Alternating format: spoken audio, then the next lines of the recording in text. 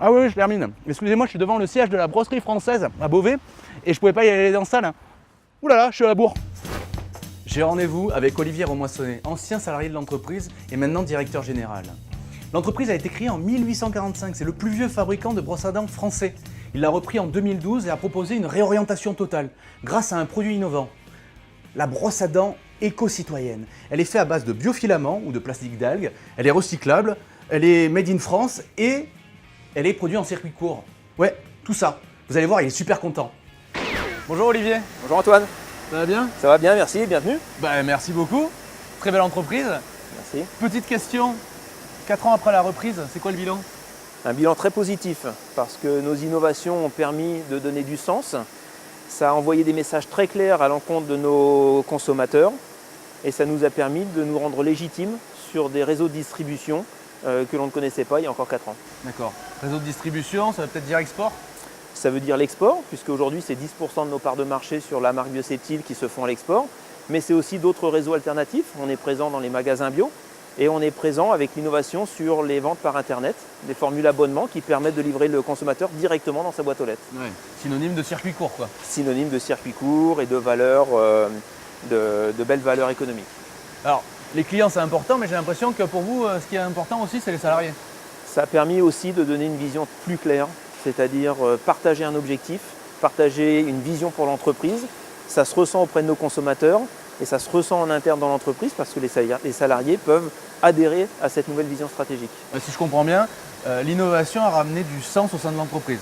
L'innovation, elle a apporté du sens au sein de l'entreprise et elle a permis de nouer des socles qui au départ n'étaient pas ensemble, c'est-à-dire le Made in France, qui est notre valeur principale, avec l'éco-conception, qui apporte toutes les belles valeurs pour préserver notre planète avec des plastiques recyclés, des bioplastiques, de l'énergie hydrolienne pour l'entreprise et un éclairage 100% LED par exemple pour l'atelier. Ouais, je peux dire à tout le monde que globalement, ici le Made in France c'est pas fait pour rigoler puisque c'est pas que du marketing. Hein. Il y a vraiment, tout est en phase avec cette idée-là. Ouais, c'est un vrai sens à l'histoire de démontrer que le surmarketing a fait son temps. On est vraiment dans les valeurs qui nourrissent, on se nourrit de ça, il faut que ça ressemble entre l'outil de production, nos marques et la distribution, que tout ça ne fasse qu'un seul. Et il y a des nouvelles embauches je crois? Alors effectivement, ça aussi ça nous fait accrocher le sourire parce que c'est vraiment quelque chose à laquelle on tenait. On a 4 jeunes qui sont venus nous rejoindre là, dernièrement, ce qui permet d'avoir une vision extérieure, d'apporter du sang neuf et puis de pérenniser le savoir-faire. S'il y a des embauches, ça veut dire que le chiffre d'affaires est au rendez-vous j'ai l'impression. Aussi. On a démarré il y a 4 ans avec 4 millions d'euros de chiffre d'affaires. On est à 5 millions aujourd'hui. Voilà, ça permet de nourrir cette aventure. Ouais. Ouais, j'ai l'impression que le bilan est quand même super positif. Hein. On est très content. Voilà. On a une vision qui s'est établie, qui nous a tracé une voie et on est clairement installé sur cette voie, ce qui nous plaît plutôt bien. Bon, mais bonne continuation. Merci Antoine. Merci Olivier. Au revoir. Au revoir.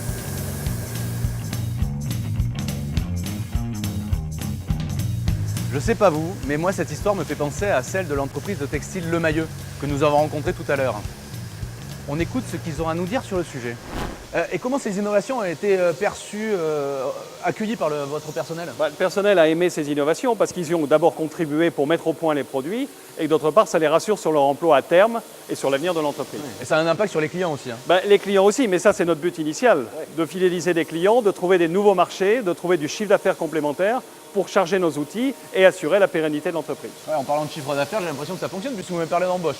C'est parfois un peu plus long que ce qu'on espérait par excès d'optimisme, mais le chiffre d'affaires se développe et aujourd'hui, si on est 95, on est en train d'embaucher 20 personnes pour remplacer quelques départs en retraite après toute une carrière chez Le Mailleux, donc c'est quand même assez exceptionnel sur la culture de l'entreprise.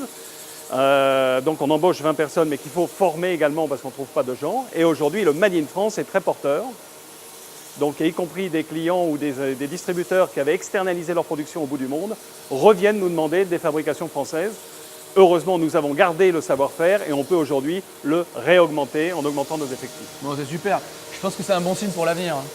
Oui, mais je crois que c'est important pour notre pays parce que je crois vraiment, moi en tant qu'industriel, que c'est l'industrie qui crée la richesse. Bon, super. Merci beaucoup Olivier. Au revoir, Antoine. Et voilà, innover ça permet d'augmenter son chiffre d'affaires, d'embaucher, mais pas seulement.